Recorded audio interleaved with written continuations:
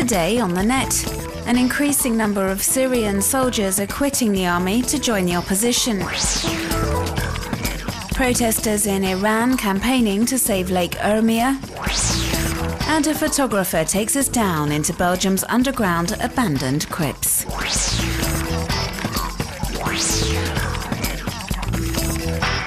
Although difficult to verify, a number of videos are currently circulating online which suggest an increasing number of Syrian soldiers are now refusing to fire at protesters and are quitting the army to join the opposition, and even more so since the fall of Libyan dictator Muammar Gaddafi. Most of these defectors, like Colonel Abdul Malik Halim, who declares here he intends to leave the Marines, so they're going to join the so-called Free Syrian Army. This group of soldiers, reportedly led by Colonel Riyad al-Assad, has declared it cannot condone the army's violent crackdown on protesters. In this video, posted online at the end of July, the colonel calls upon members of the army to withdraw their allegiance to the regime and join the independent army. Lieutenant Colonel Abdul Sattar Youssef recently joined their ranks. Here we see him surrounded by his men, saying he wants to protect the people from the regular criminal acts of violence carried out by the army. But loyalist troops are determined to track down defectors and are unlikely to forgive their betrayal. This video shows a soldier who tried to leave the army being beaten up by his former brothers in arms. And according to other online accounts, security forces have even gone as far as killing soldiers that refuse to fire at protesters. And there have been regular reports of clashes between loyalists and defectors, like last week in Rastan, for example, near Homs, where dozens of soldiers announced they were leaving the military. Incidents like this worry the many Syrian opposition members who continue to advocate a peaceful revolution.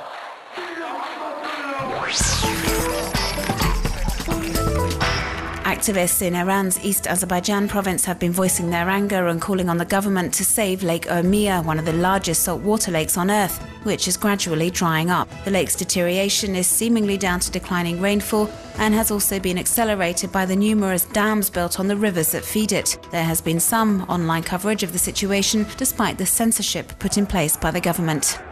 A number of demonstrations have taken place over the past few days in the city of Tabriz and Urmia. As we can see here, the rallies drew hundreds of residents. They fear the consequences of the lake disappearing, as it's crucial to the region's economy. The Iranian authorities are trying to repress the protest movement, and there have been violent clashes between demonstrators and security forces.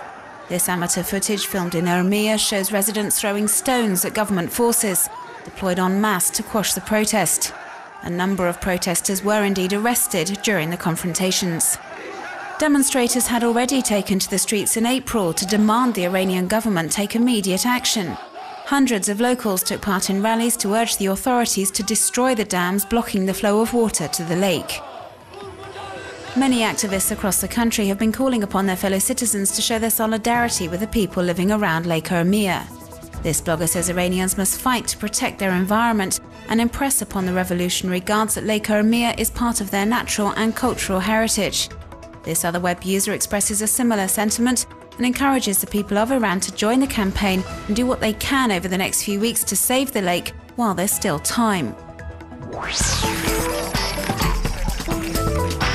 This infographic gives you a step-by-step guide on how to make an action film. You'll need to find a superhero's costume, for example, and some weapons, and also create the explosion scene. The same sort of guide exists for other types of film, like comedies or cartoons, and provides a concise explanation with a bit of comic relief of the sort of work that goes into making a feature film. German photographer Sven Fenemar has been exploring the labyrinths of Belgium's underground crypts, many of which have been abandoned for years. His shots of gravestones, withered flowers and scattered lights convey a sense of mystery and melancholy.